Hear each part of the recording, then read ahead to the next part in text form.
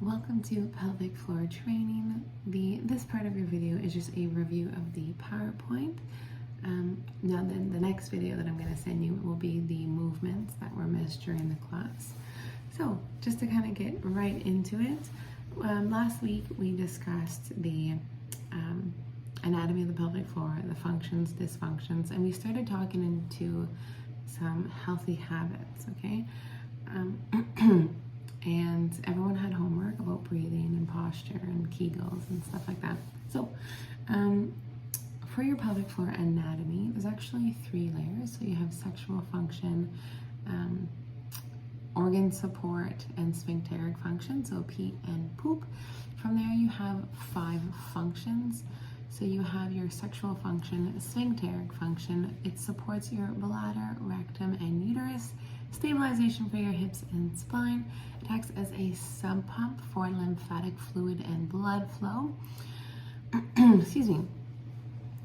Now, a lot of people don't realize that how important core muscles are, and leg muscles and back muscles are in relation to your pelvic floor. But when I'm looking at people doing like my mini diagnostics, okay, there are things on the outside of your body that I look for. Rounded back, uneven collarbones due to improper breathing, a mummy tummy or the bulge here in front, and then the inability to build glute muscles, so a flat bum. Okay, that usually tells me that there's some kind of pelvic tilt or there's a posture issue. Now, we have hypotonic musculature and we have hypertonic musculature. So hypotonic is just a lack of muscle tone, a lack of function. Hypertonic is it's too tight and lacking its range of motion. Now, I use elastics as my example. So let's say this is the muscles in your pelvic floor. I'm going to put my fingers together, okay? Now, it is a little loose here, okay? Now, I can kind of move that freely around. If I go like this, it'll probably come off. They're kind of doing its job. It's not really good at doing its job, hypotonic, but it is doing its job nonetheless. I may have a little dribble, some leakage. It may feel like after a bowel movement you're wiping a lot because you're not able to kind of pinch off your bowel movement. Excuse me. Now, hypertonic is just too friggin' tight. So let's wrap these around a couple times, okay? Oh my God, it's literally crushing my fingers together. And I'm having a really hard time separating those. Now, if this is your pelvic floor, let's start passing things through it. So my straw here, this is my urethra, okay? My vagina, my rectum. So at this point, this is where I'm having issues with urgency. It's really hard for me to actually, let's say it's a bowel movement, push out a full S-shaped bowel movement if it's constantly, pinching off. Now, if I add in different things in there, different factors like dehydration, lack of fiber in my diet, then you're getting like the little balls instead of a nice S shape.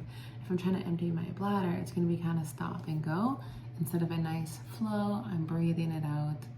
Everyone's happy, okay? So, with hypotonic as well, let's think about stretching our rubber band to the max, okay? Now, there's not much flexibility in that. So if we're talking about things like orgasm, actually, it's just a muscle contraction, 3 to 15 muscle contractions. But if it's too tight already, you're not going to get much of a contraction out of there. There's not much give, okay?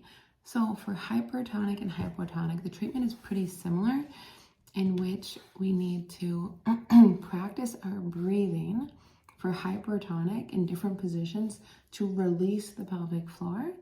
And then for hypotonic, we need to learn how to breathe properly for when it comes time to do the exercises to rebuild the pelvic floor for optimal function.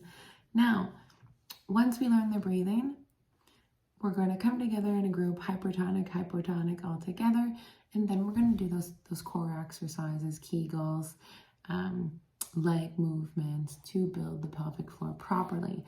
Someone who is hypertonic, do not do Kegels until you know how to release the pelvic floor first. Don't use tools like Kegel balls before you know how to release the pelvic floor first. It's like doing personal training with me and you're brand new and I'm like, oh, here's a barbell. Good luck. Okay, I would never do that. We start it with body weight movements, sitting on a chair. So we're treating the pelvic floor like every other muscle in the body. Before we start adding complex movements or weights, we're gonna learn the basics step by step. So in the PowerPoint, I wrote down some habits to avoid. So a couple of those things would be, well, I didn't even include on here, letting yourself get dehydrated.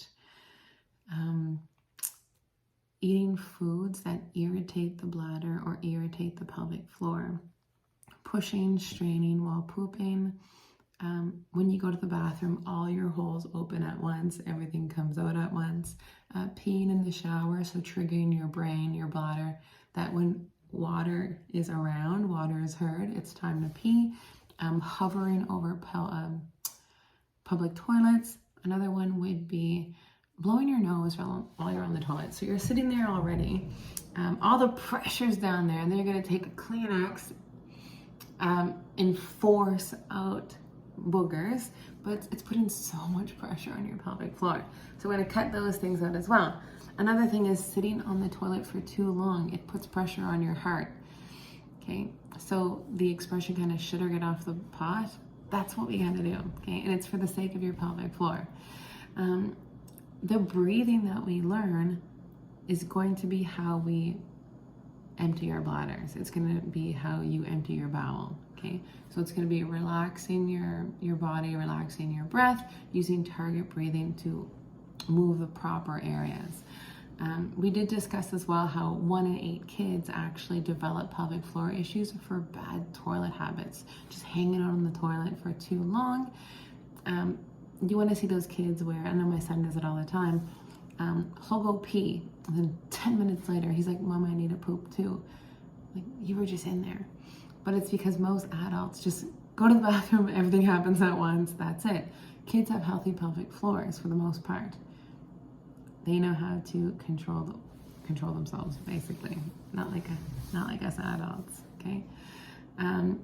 Other things we avoid is sucking in the stomach instead of breathing and cinching, using your muscles, actual transverse abdominis that we're supposed to be using, and squeezing your butt, clenching instead of sending your hips forward, hips under ribs, okay? Those are just a couple things. So we have the anatomy there, male and female anatomy. We have an inside look at dysfunction. So you'll see in the illustration how the first picture on slide 10 where it's nice and full and happy, the pelvic floor, and the next one it's like right tight, okay? And it's putting a lot of pressure on your organs. For the healthy bladder, a healthy bladder has pressure like a balloon that's inside pushing out to keep that nice roundness. If there's an issue with the pelvic floor, it's crushing, applying pressure to the outside of the bladder, squeezing in instead, which is then causing leakage, okay? On the next slide, we have its attachments and core muscles. So piriformis, very important. Movements in your lower body. So if your pelvic floor is very tight, it is going to pinch your sciatic nerve. So a lot of people believe that they have sciatic nerve issues, but it's a muscle issue. We have your adductors, okay? And we're gonna work on glute meds too, okay? Abductions. For more hip and spine stability, we're going to work on rectus abdominis. Okay, so movement between your hips and your ribs, like that, hips over ribs, hips over ribs, hips under ribs. There we go. And last but not least is transverse abdominis. So total support for your organs. For women that are pregnant or have had children, it's creating stability for the baby, or if you have diastasis recti, strengthening those muscles are gonna squeeze those rectus abdominis back together, okay? Excuse me. Now, there is a slide in there about nutrition and hydration. Hydration is so important, okay? I don't care if people drink a ton of soup every day and they have a liquid diet. You need to drink 2.7 liters of water a day as a female and 3.7 liters of water a day for a male. And, you know, making that homemade Gatorade with some kind of sweetener like honey and a salt like the Himalayan pink salt is really nice. Might add a little cayenne in there if you want to get spicy. Now, hydration is required for normal bowel function. If you're dehydrated, you're going to be constipated, putting pressure on your pelvic floor. A lot of people, women who have urinary incontinence, are scared to drink water, so they drink less water, which irritates the bladder and causes urgency. So they would actually, they're like fighting fire with fire. They would be way more successful with bladder control if they stayed hydrated. And then dehydration also causes vaginal dryness, itchiness, burning, and pain. So when I'm teaching first aid, I always say body parts like to be juicy. You gotta keep them juicy by staying hydrated, putting moist towels on stuff and injuries. So I'm applying the same rules here. Keep your body juicy, drink lots of water, and soup and stuff like that doesn't count. For nutrition, we're not gonna eat anything or avoid large consumption of things that actually irritate your bladder. So spicy food, alcohol, caffeine. If you drink 1 cup of coffee a day, it takes 5 cups of water to actually counteract that dehydration. It's too much. Okay, and then you have people drinking 2, 3, 4, 5 cups a day. Okay, no coffee or caffeine after noontime. Okay, sleep is very important. We don't want anything that's going to affect that. Omega-3 fatty acids and foods that are low in acidity. So my friendly foods would be bananas, watermelon, blueberries. Those are pretty much my go-to. I do love apples though as well. Magnesium is the superstar in my diet, okay? I recommend magnesium for everyone. If you're experiencing pain from pelvic floor issues, magnesium will relieve that. If you have any anxiety or mood disorders, magnesium will help with that. Magnesium helps with sleep. It supports your muscle and nerve function, and it reduces pain and inflammation.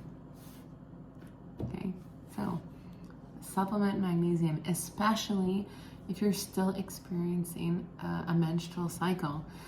In even premenopausal, menopausal women, magnesium is a go-to. Okay, it will literally change your life, and you can take it in many different forms, but look for a really good quality. During my menstrual cycle, it's actually recommended from the naturopath to double my dosage of magnesium just to make sure I'm happy. Okay, reduce those symptoms of PMS for sure. Okay. Now we did get into a little bit of the healthy habits section, but that's going to be in your next video coming up in a few minutes here. Just learning how to breathe, posture, all that fun stuff.